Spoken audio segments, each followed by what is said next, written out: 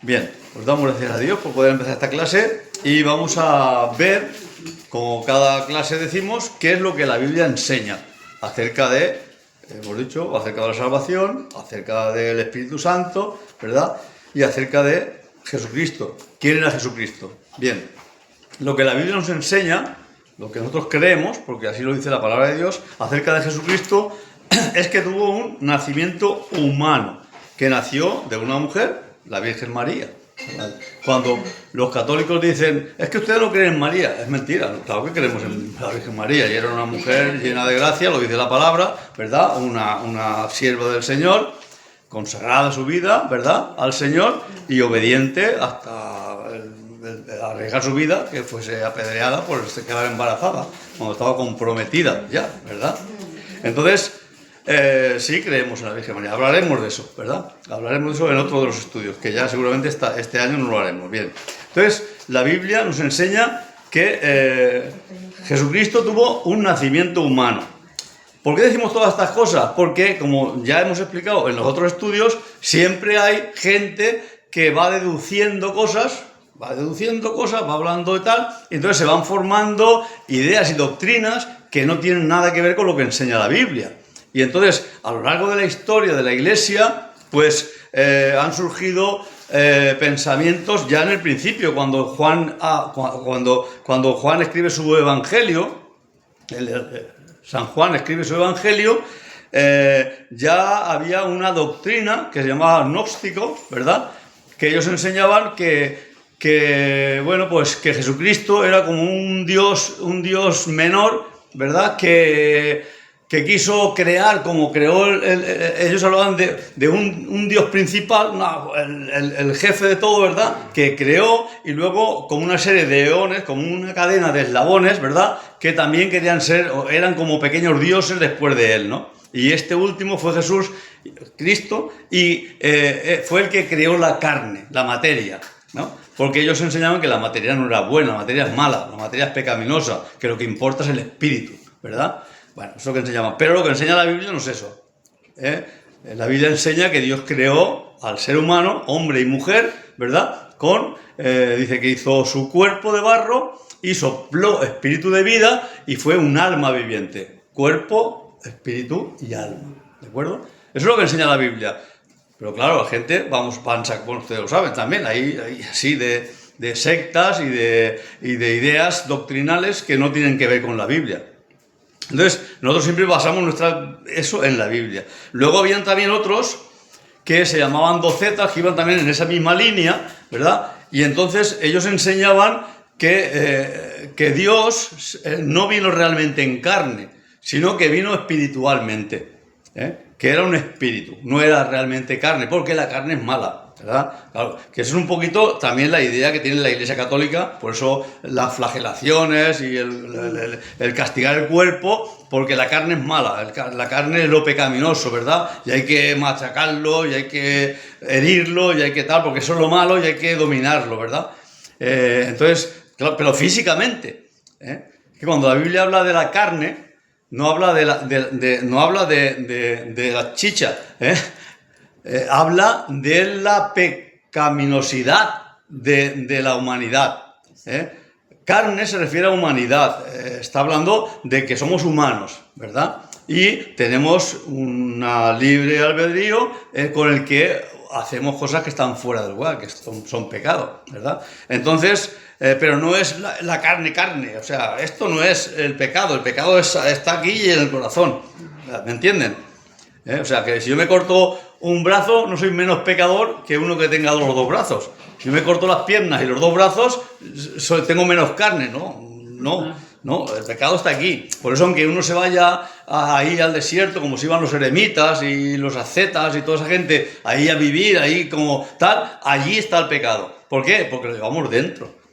Entonces, el Señor mismo enseñó que cuando uno mira a una mujer, dice el Señor, con deseos de maldad, estás pecando, aunque no hagas nada. ¿Ya? ¿Por qué? Porque el pecado no es solamente hacer, es también desear, es también anidar en el corazón.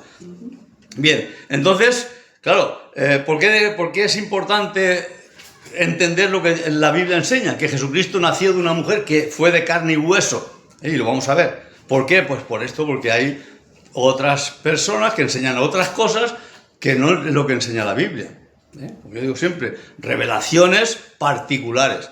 Claro, cuando uno tiene revelaciones particulares, pues eso es muy elástico, ¿verdad? Porque yo digo, que a mí se me apareció, a Mahoma se le apareció Alá y le dio todas las instrucciones, a José Smith ese de los mormones, pues también se le apareció el ángel mormón y le explicó todas las cosas santas y buenas, y ahí, entonces, claro, si tú dices que Dios me ha dicho, yo con eso tengo mucho miedo, ya lo he dicho otras veces, ¿verdad? Y nosotros tenemos que examinar eso. Cuando alguien dice, Dios me ha dicho, va muy bien, que me lo diga a mí también. ¿Dónde está en la palabra de Dios eso que tú dices?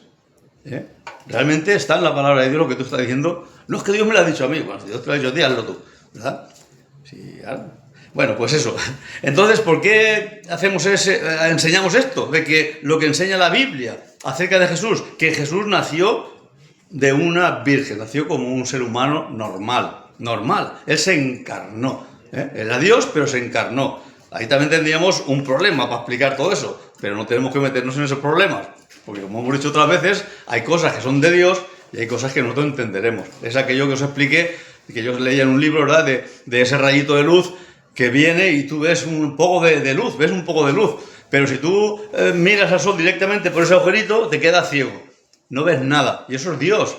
Lo que Dios ha revelado lo ves esa luz y esto está, sí, lo veo, lo entiendo, ¿no? Lo veo, pero ves eso, un rayito de luz, pero no entiendes todo lo que Dios es. Entonces, cuando uno quiere entender todo lo que Dios es y cómo Dios hace y Dios lo que no hace, pues si empiezas a darle la cabeza, pues te va muy lejos. Y no, ya realmente eso es caldo de cabeza. Eso no es realmente revelación. Bien, entonces, leemos en Mateo 1,18 que el nacimiento de Jesús, dice la Biblia, el nacimiento de Jesús fue así. Estando desposada María, su madre, con José, antes de que se juntasen, antes de que se tuviesen relaciones sexuales, se halló que había concebido del Espíritu Santo. O sea, ustedes saben la historia, ¿verdad? María estaba comprometida, era la costumbre en aquel tiempo. Los padres acordaban las bodas, ¿verdad? Y entonces ella estaba comprometida como para casarse, pero no se habían juntado todavía como matrimonio. Entonces, cuando María, la Virgen María, concibió del Espíritu Santo, luego vinieron los problemas, ¿verdad? Luego vinieron, claro, José, Dios le tuvo que hablar personalmente a José, no, recíbela porque esto no es de los hombres, esto es de Dios, ¿no? Bien, entonces dice que antes de que se juntasen, antes de que se uniesen como matrimonio, se halló que ella había concebido del Espíritu Santo. Bien, en Juan 1,14 dice, y aquel verbo fue hecho carne. O sea, ¿qué enseña la Biblia? Que Jesús tenía carne, era humano. Entonces, esa idea de que la carne no es buena, no es lo que enseña la Biblia. Que digo otra vez, que cuando habla de carne no habla de la chicha. O sea, no es más santo si se corta las piernas y se corta los brazos. No es más santo, tiene menos carne, no. Eso habla del pecado, habla de humanidad, ¿verdad? Habla de eso. Entonces, dice, aquel verbo fue hecho carne y habitó entre nosotros. Dice, y vimos su gloria como el unigénito del Padre, lleno de gracia y de verdad. Y en Hechos 13:23 dice, de la descendencia de del rey David, Dios levantó a Jesús. O sea, que él tenía padres, según la carne, tenía tíos, tenía abuelos, que la Iglesia Católica les ha puesto nombre, pero que bíblicamente no hay, ¿verdad? La Iglesia Católica sí, Ana y... ¿cómo se llama? Una era la prima, la otra era... No, pero Ana se llamaba la madre de la Virgen María, según los católicos, que realmente no. Y Joaquín, su papá o sea, el abuelo humano, ¿verdad? Sería Joaquín y Ana. Bien, entonces dice que de la descendencia de David, él tenía familia, él era de la familia, o sea, que no era que de pronto apareció en un sitio, ¿verdad? Como decían los docetas, que de pronto apareció espiritualmente ya con su edad de 30 y tantos años, y empezó su ministerio.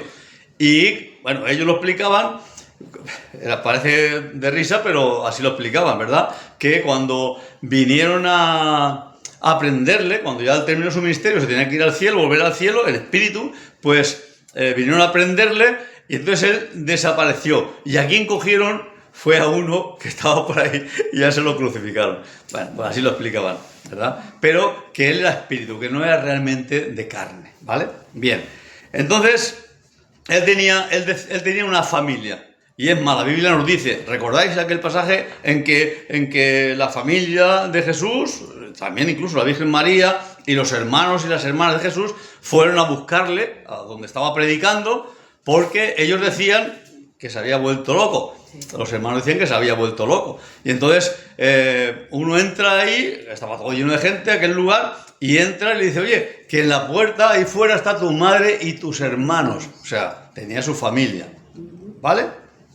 Bien, entonces en Romanos 1:3 también dice que nuestro Señor Jesucristo, que era del linaje de David, según la carne, lo dice, lo puntualiza, según la carne venía de allí.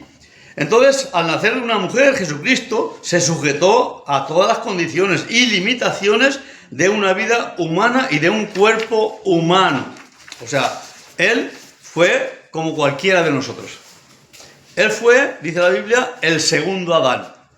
Él fue como si Dios dijera, bueno, yo hice a Adán y a Eva, y les encomendé una línea a seguir, la obediencia, el estar con Dios, y no pudieron, cayeron, ¿no? Fueron derrotados por el pecado, por el diablo, y cayeron. Pero ahora viene el segundo Adán que va a hacer lo mismo, se va a enfrentar con el diablo, con el pecado y con el mundo, pero como humano. Porque si no hubiese sido humano, no habría podido sustituirnos a nosotros. Él tuvo que vencer al pecado y al diablo como humano, como persona humana. Por eso se encarnó. Por eso se encarnó. Porque él tenía que enfrentar, como lo enfrentó Adán y Eva. Igual que lo enfrentaron ellos, entonces Cristo se levantó victorioso sobre el diablo, sobre el pecado y sobre la muerte. Donde había fracasado, donde fracasaron Adán y Eva, ¿vale? Entonces, eso tenía que hacerlo como humano, aunque era Dios. Luego lo veremos, que dice la palabra, en Filipenses creo que es, donde dice que no estimó el ser igual a Dios como cosa a que aferrarse, sino que se despojó a sí mismo y se hizo obediente hasta la muerte y muerte de cruz. Entonces, como humano, nos dice la Biblia, esto lo enseña la Biblia, como humano estuvo sujeto a las leyes ordinarias del desarrollo humano, o sea que no vino ya con 30 años, no apareció, como decían los docetas, ¿verdad?, con 30 años, sino que nació como bebé, fue llevado al templo, fue circuncidado, se dio una ofrenda porque había que hacerlo así, y entonces nació como un niño, ¿no? Y dice Lucas 2, 40 y 52. Y el niño, Jesús, crecía y se fortalecía y se llenaba de sabiduría. Y Jesús crecía en sabiduría y en estatura y en gracia para con Dios y los hombres. ¿Qué quiere decir esto? Pues que él como Dios no tenía que aprender nada. Él lo sabe todo, ¿verdad? Pero él se despojó de ese conocimiento, se despojó de ese derecho, se despojó de su ser Dios, lo dejó aparte, lo dejó arrinconado y él vivió, empezó la vida como cualquier bebé, Y dice que él iba creciendo en sabiduría, en estatura y también en gracia para con Dios. O sea, que él, como Adán y Eva, luchó contra el pecado desde que él nació hasta que él cumplió su ministerio. Él estuvo luchando contra el pecado y se mantuvo limpio y santo, ¿verdad? Entonces, el desarrollo de Cristo, decimos aquí en las notas, el desarrollo de Cristo fue inculcado y guiado por la vida en un hogar santo. O sea, que el Señor en el principio, Jesús, fue educado por su padre y por su madre en la enseñanza del Antiguo Testamento. O sea, ahí es donde él aprendió, en principio, a leer, a escribir, a entender lo que es la palabra de Dios, a entender todas las cosas. ¿Por qué? Pues como nosotros con nuestros hijos, nuestros nietos, ¿no? Cogemos, oramos con ellos, les leemos la Biblia, les contamos la historia del Señor, les damos testimonio. Pues eso es, dentro de ese hogar cristiano que era el de José y María, ahí él aprendió a lo que es Dios, a lo que es la vida, a lo que es la relación de las personas, ¿no? Entonces fue guiado, se le inculcó la fe en el Señor en un hogar santo. Y después recibió también la instrucción en la sinagoga, porque nos dice la palabra que él tenía por costumbre ir a la sinagoga, como aquí en la iglesia, la escuela dominical, los niños recibían su enseñanza, contaban su historia, la palabra de Dios, les enseñaban, aprendían de memoria, y él estuvo asistiendo a la sinagoga y también en su estudio personal, porque luego incluso cuando, recordáis, cuando sus padres, su madre y José lo llevan al templo, ¿verdad?, en una de las fiestas del templo, y él se queda ahí, pues se queda discutiendo con los sabios, ¿no? Y se quedaban admirados, ¿no?, de ese que era un niño y la sabiduría que este niño tenía, ¿verdad? Entonces ellos se quedaban asombrados. ¿Por qué? Porque aparte de lo que podía aprender en su casa, aparte de lo que podía aprender en la sinagoga, él tenía una comunión con el Padre, y él tenía conocimientos que venían directos del Padre para él, porque Dios lo estaba preparando también en cuanto a su ministerio. Bien, decimos en la letra C que también Jesús poseyó una naturaleza humana. Como he dicho antes, tenemos cuerpo, alma y espíritu. El cuerpo, que es lo que Dios formó en el principio, de barro, sopló espíritu de vida, y los seres humanos nos convertimos en almas vivientes. ¿Qué es? Porque claro, a veces a mí me preguntan, ¿y qué es el alma, verdad? Porque se confunde el alma y el espíritu, y mucha gente dice que es lo mismo, ¿verdad? Realmente es una parte espiritual, pero realmente lo que es el alma es nuestro ser, nuestro concepto de nosotros mismos. Digamos, lo que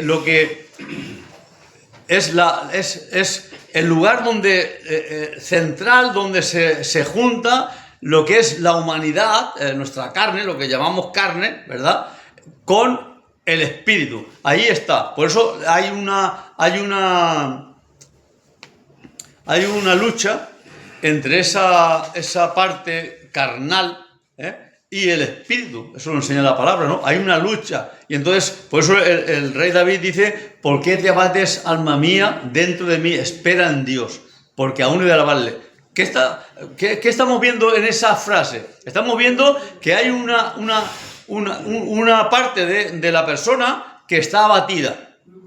Y dice: ¿por qué te abates? O sea, esa parte mía está abatida. Como cuando estamos con ansiedad, con depresión, con temores, con preocupaciones.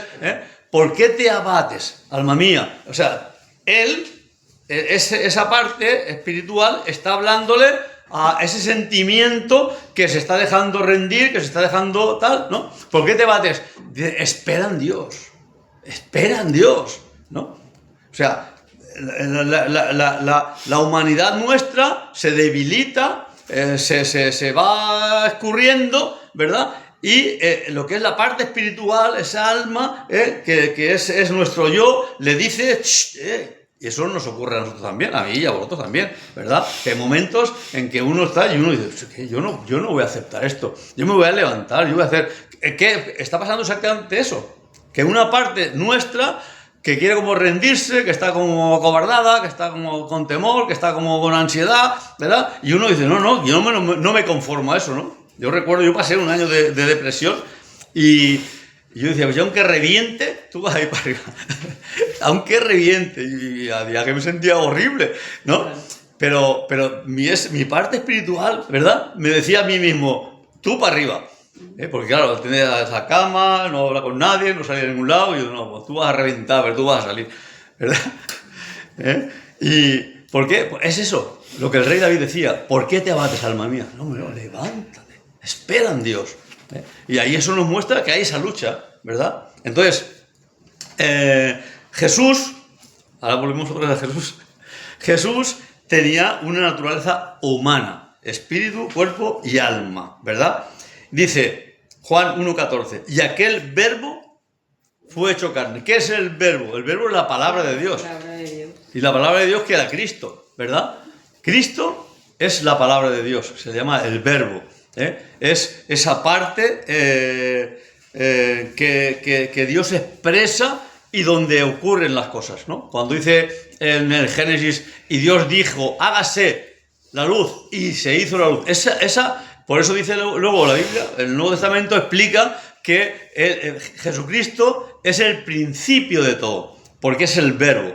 Esto es un poco complicado, pero vamos a dejar ahí y luego vamos a meternos más en eso, ¿vale? Es el verbo, la palabra tiene poder. Y la palabra es Cristo. Dice, y aquel verbo fue hecho carne. ¿Qué dice? Que fue hecho carne. ¿Qué quiere decir? Que es humano. Que es humano. Bien, en Hebreos 2,14 dice, por cuanto los hijos participaron de carne y de sangre, él también, el Señor, participó de lo mismo. Y en Mateo 26-28 dice, porque esto, cuando está celebrando la cena del Señor, él dice, esto es mi cuerpo, porque esto es mi sangre del nuevo pacto que por muchos he derramado para remisión de los pecados. O sea, era completamente humano. En Lucas 23-46, Jesús, clamando a gran voz, ahí en la cruz fue, cuando estaba en la cruz, ¿verdad? Dijo, Padre, en tus manos encomiendo mi espíritu. Estamos en la página 3 ahora mismo. Entonces, cuando se aparece Jesús resucitado, a los discípulos les dice, mirad y palpad, que un espíritu no tiene carne ni huesos, y yo tengo. ¿Tiene frío? Bueno, Ah. no sé, súbelo o bájalo. ¿Ah? Bueno, cuando Jesús resucita, claro, hay gente que dice, pues eso, que la carne es malo y que, bueno, y sin embargo lo que la Biblia enseña es que cuando nosotros faltamos, nos vamos con el Señor, nos vamos en el Espíritu. Pero que cuando Cristo vuelva, los muertos en Cristo resucitarán. O sea que la carne será resucitada. Y Jesús está en el cielo con carne, no es una carne como la que tocamos nosotros ahora, pero según él, aquí, según miramos, dice, mirad, tocarme. Que un espíritu, o sea, si no soy una aparición, soy un espíritu como el aire, ¿verdad? Que tengo carne y tengo hueso, ¿vale? Entonces, un espíritu no tiene carne ni hueso y yo tengo. Ah, ya. No, ya, porque no me había perdido, no entendí aquí. Pues Sí. no entendí. Entonces Jesucristo vino a poseer una naturaleza real y totalmente humana al tiempo de su encarnación. Fue una persona humana, un hombre humano, ¿de acuerdo? Entonces, él vivió como humano. Él no vivió como Dios aquí, él se encarnó para poder llevar en su cuerpo todos nuestros pecados, él tenía que ser humano. Luego lo vamos a ver más cosas de esto. Bien. Entonces, ¿cómo vemos que era humano? ¿Qué enseña la Biblia acerca de cómo es que vemos que era humano? Porque estuvo sujeto a todas las flaquezas humanas, pero la Biblia enseña, pero sin pecado. O sea, él estuvo sujeto a las debilidades humanas, de la humanidad, pero él no cayó nunca en el pecado, él venció al pecado, ¿verdad? Entonces, vemos en la Biblia que dice que tuvo hambre, ¿verdad? Que tuvo hambre en Mateo 4:2, dice que después de que el Señor ayunó durante 40 días en el desierto, tuvo hambre, O sea, ayunó y tuvo hambre. También tuvo sed, ¿no? Pidió a aquella mujer samaritana de beber, en la cruz él dijo, tengo sed, ¿no? Tenía que dormir, hemos incluso predicado cuando él va en la barca, que él va durmiendo porque se cansaba, porque era humano, ¿verdad? También tenía sentimientos, lo vemos ante la tumba de Lázaro llorando. Entonces tenía sentimientos como cualquiera de nosotros y dice la Biblia que fue tentado en todo, como nosotros, pero sin pecado, ¿verdad? Y en Filipenses 2, del 6 al 8, dice que en su condición de hombre el Señor Jesús no tuvo, fijaros lo que dice, el ser igual a Dios. Él era igual a Dios, pero no tuvo eso como cosa a que aferrarse, sino que se despojó, se humilló a sí mismo. Bien, pasamos a la página 4. Y ahí vemos que se le dan también... Ah, no, que me pasé una hoja, ¿A que sí? No, al final. Sí, la divinidad, sí. Me salté el título. Sí. La divinidad de Jesucristo. O sea, la Biblia nos enseña que Jesús era Dios. ¿Por qué creemos que Jesús era Dios? Porque lo enseña la Biblia, ¿verdad? Se le dan nombres divinos, ¿verdad? Se le llama Dios directamente. Dice Juan 1:1, en el principio era el verbo, y el verbo era con Dios, y el verbo era Dios. Ahí es donde los testigos de Jehová ponen, y era un Dios, como que era un Dios de esos, como lo de los gnósticos, ¿verdad? Un Dios menor que creó, que Dios le creó a él. Ellos lo que enseñan es eso, que Dios... Y le cambia todo el significado. Claro, no, porque es que un Dios no es Dios, porque es como decíamos el otro día del ungido, ¿verdad? El ungido es uno, unción tenemos todos podemos tener unción, pero solo hay un ungido, que es Cristo. Entonces dice, y el verbo era Dios. Y en Hebreos 1:8 dice, más del Hijo, dice, tu trono, oh Dios, por el siglo del siglo. Eso enseña la palabra de Dios. Entonces, cuando Pedro ve el milagro que hace Jesús y se arrodilla delante de él, la pesca milagrosa aquella, dice, Señor mío y Dios mío, lo reconoce. Eso jamás un judío, jamás habría hecho eso. Jamás. Porque de Dios solo hay un Dios. Y él jamás se habría arrodillado ni reconocido a Jesús como Dios si no hubiese visto en ese milagro la gloria de Dios. Como cuando dice, ¿y vosotros quién decís que soy yo? Y Pedro dice, tú eres el ungido, el Hijo de Dios, ¿no? Tú eres el Hijo de Dios. Bien. En Filipenses 2:6 hemos leído que siendo en forma de Dios no estimó ser igual a Dios. Eso es lo que enseña la Biblia.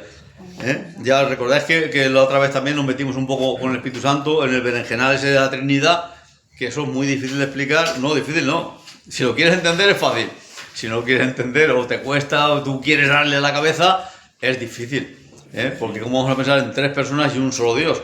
Pues no nos cabe en nuestra cabeza. Pero es lo que digo, ese rayito de luz que viene y te alumbra, tú ves el rayito de luz y ¡ay, qué bonito!, ¿no? Alumbra. Pero si tú metes el ojo ahí en el ojo y miras directamente al sol, no ves nada. Entonces, cuando nos queremos meter en cosas que no están reveladas en la palabra, que no son ese rayito de luz que ha alumbrado, que nos ha revelado, nos quedamos ciegos, ¿no? Empezamos a darle vueltas a la chirimbola y sacamos cosas que ahí están, pero que realmente no son, ¿no? Ven, ser igual a Dios.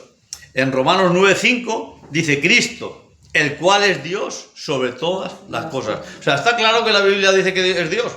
Está claro.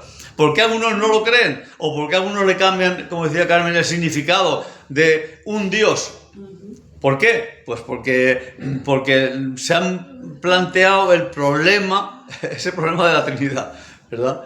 Ese problema de la Trinidad. Ya dije el otro día que muchos, y personas que quizá con buena voluntad incluso, han querido arreglarlo, ¿verdad? Y han hablado, pues, han querido hacer apaños, que si eran el mismo Dios que se manifestaba de diferentes maneras, que una vez era Padre, otra vez era Hijo, y otra vez, pero no eran tres personas, sino el mismo que ocupaba diferentes funciones, ¿no? O que realmente no hay tres personas, sino que solo hay un Dios, y esto es simplemente, pues, eso, otra cosa. Bien.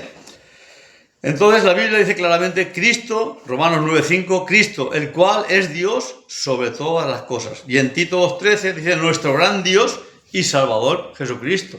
La Biblia nos habla claramente. ¿Por qué creemos que Jesucristo es Dios? Porque lo dice la Biblia.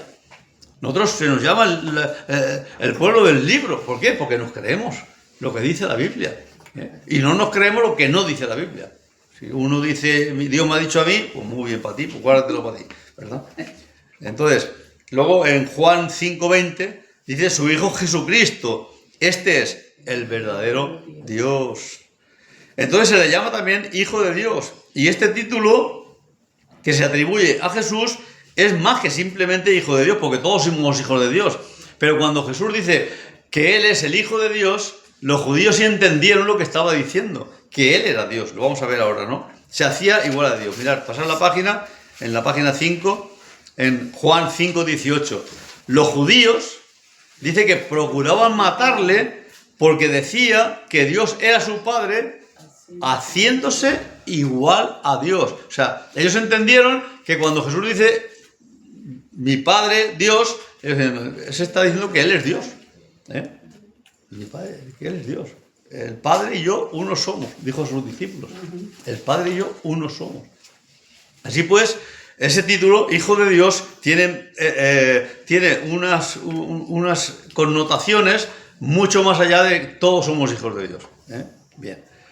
En Juan 17:5 dice, ahora pues, Padre, glorifícame a tu lado, al lado tuyo, con aquella gloria que tuve contigo antes de que el mundo fuese. Mostrando otra vez que Él estaba ahí junto con el Padre en la creación. En Hebreos 7:15-17 dice, sino que según el poder de una vida indestructible. Luego en el punto 3 decimos que en Él habita la plenitud de la deidad. O sea, es Dios completamente. No es que es un pequeño Dios o un pegado a Dios, ¿no? O un Dios menor, no. Es idéntico al Padre, idéntico al Espíritu Santo. Así pues, Colosenses 2:9 dice, porque en Él habita corporalmente toda la plenitud de la deidad. Padre, Hijo y Espíritu Santo. Se le atribuyen oficios divinos. Él es el creador. Jesús es el creador. Mirad, en Génesis 1:1 dice que Dios creó todas las cosas. Lo dice que es Dios quien lo creó todo, ¿verdad? En Génesis 1. Y luego en Juan 1:3 nos dice que Jesucristo creó todas las cosas. Mirad, dice, en el principio era el Verbo, y el Verbo era con Dios, y el Verbo era Dios. Todas las cosas, dice Juan 1:3, dice, todas las cosas por Él fueron hechas, y sin Él nada de lo que ha sido hecho fue hecho. Entonces, si dice en el principio, Génesis 1:1, que Dios creó el universo, la luz, todas las cosas, las estrellas, la luna, Dios lo creó, y ahora dice que Jesús lo creó todo, está diciendo que es el mismo, ¿verdad? Está diciendo que es el mismo. Bien, pasamos a otra página más. Colosenses 1:16 dice, y en Él fueron creadas todas las cosas. Todo fue creado por medio de Él y para Él. Una vez más. Apocalipsis 3:14. El principio de la creación de Dios, ¿verdad? Dice que Jesús es el principio de la creación de Dios. Y ahí los testigos de Jehová se agarran, ¿verdad? Ellos dicen, ¿ves cómo aquí dice que Jesús es el principio de la creación de Dios? O sea, ellos dicen que Dios creó a Jesús, a Cristo, al Hijo, lo creó, al Verbo, y entonces el Verbo, ¿qué es eso? Creó todas las cosas ya. O sea, Dios no creó nada. Pero no, vemos que no, pero ellos dicen, ¿verdad? Que Dios no creó nada. Dios solamente creó el Verbo, Cristo.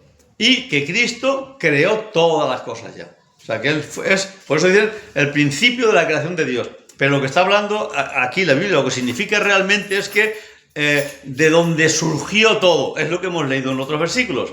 No es que Él fue el primero que crearon, sino que de Él surgieron todas las cosas. De Él surge, del principio. Él es el principio del que surgen todas las cosas. No que Él fue el primero que crearon. ¿Entendéis la diferencia? Bien. Entonces, en el punto 2 decimos que es el sustentador de todas las cosas. No solamente la creación, sino que además es Él quien lo sostiene, quien hace que las cosas funcionen, que el universo funcione, que la vida funcione. Todo lo que ocurre en el universo es Cristo quien lo sustenta. Sin Él, todo caería al suelo, todo desaparecería. Él ha establecido las leyes del universo, del crecimiento, de la vida, ha sido establecido por Cristo.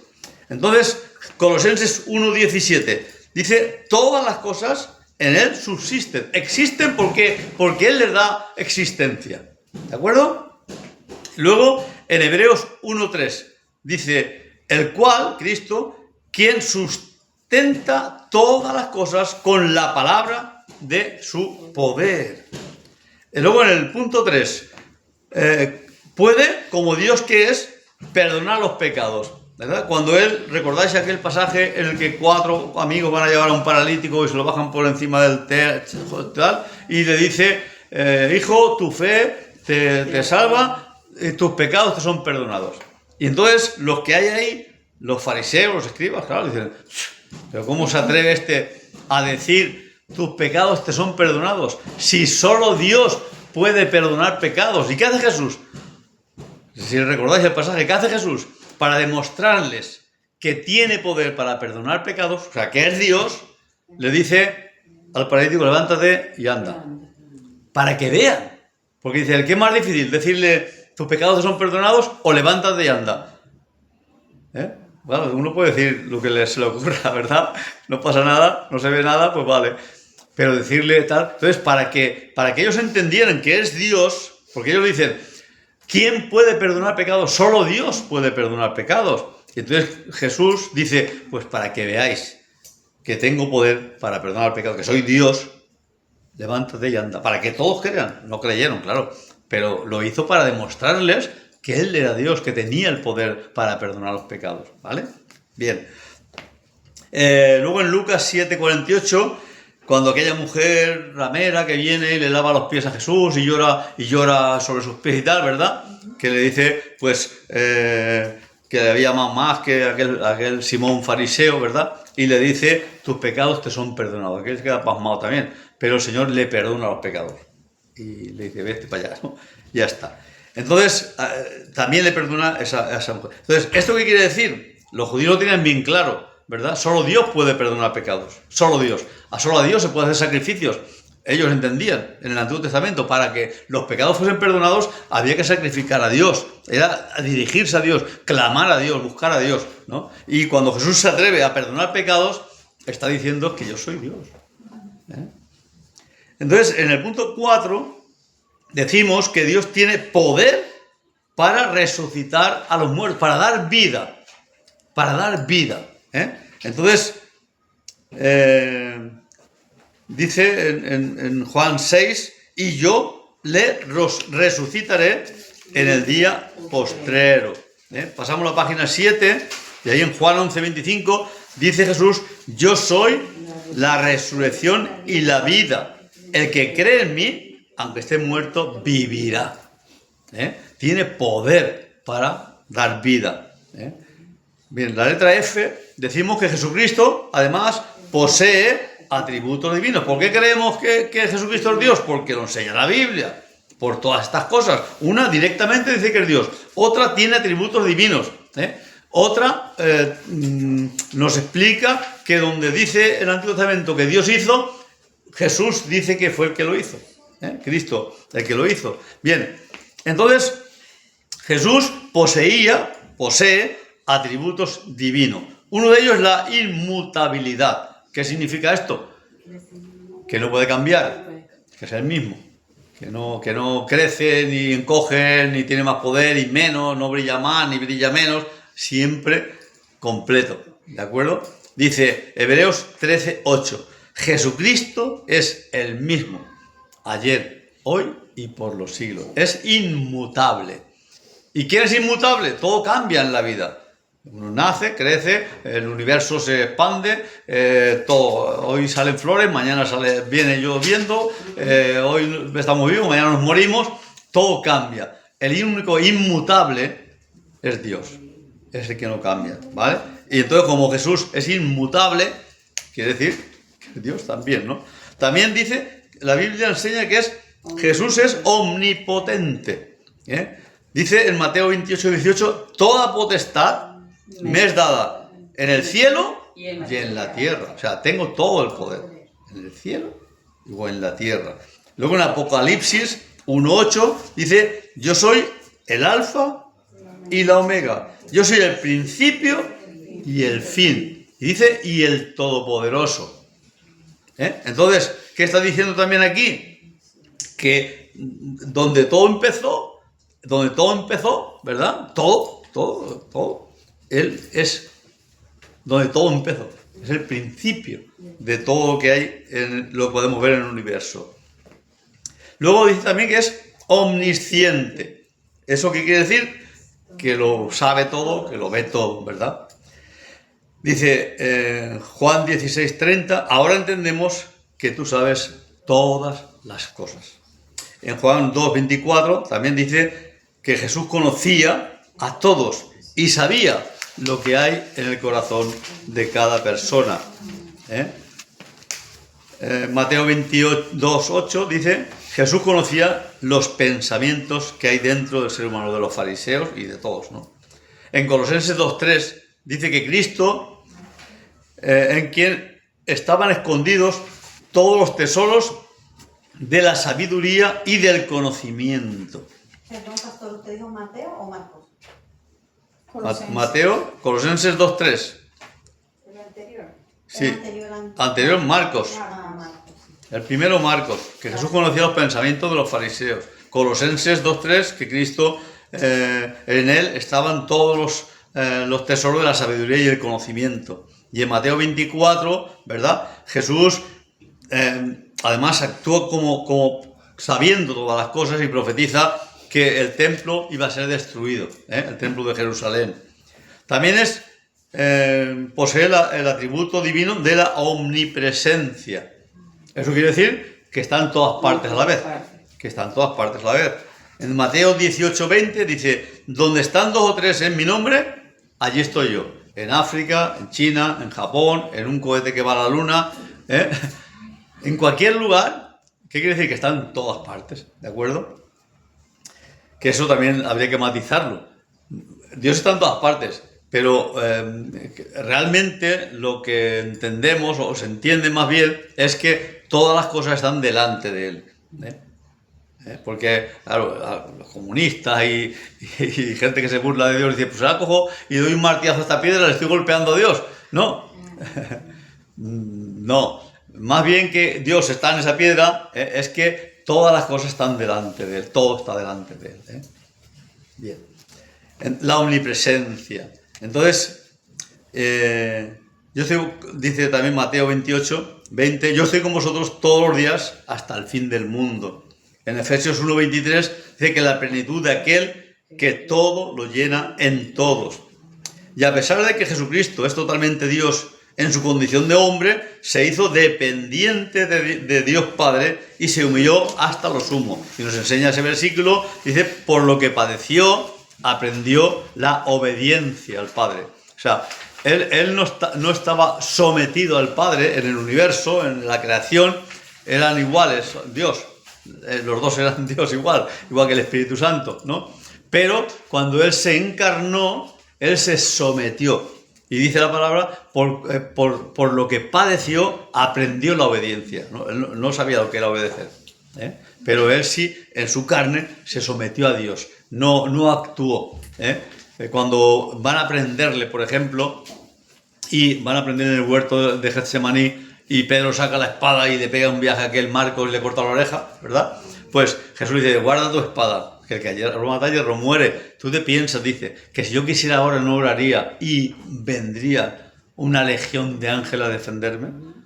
O sea, él sabía en su interior que él podría haber hecho eso. Cuando le retan baja de la cruz, que no podía haber bajado de la cruz, claro que podía haber bajado de la cruz, pero él sabía lo que tenía que hacer, ¿verdad? Él se sometió. En su humanidad se sometió al Padre, se sujetó. Él podría haber, pero él se sujetó, porque eso es lo que tenía que haber hecho Adán, sujetarse a Dios. Y cuando vino el diablo a tentarle, decirle, quita para allá, que no, que yo quiero mi Dios, que no te quiero a ti, ¿verdad? Es que aquí vas a estar mejor, que no quiero estar, que mejor que con Dios no voy a estar en ningún sitio. Claro, eso es lo que Dios esperaba. Por eso Dios nos creó con el libre albedrío, porque el amor es que uno da libertad a la otra persona, no es el que uno esclaviza. Claro, tú no puedes tener una novia o un novio y atar una cadena, ¿verdad?, ahí a la cama para que te ame y te quiera y esté contigo. Sí.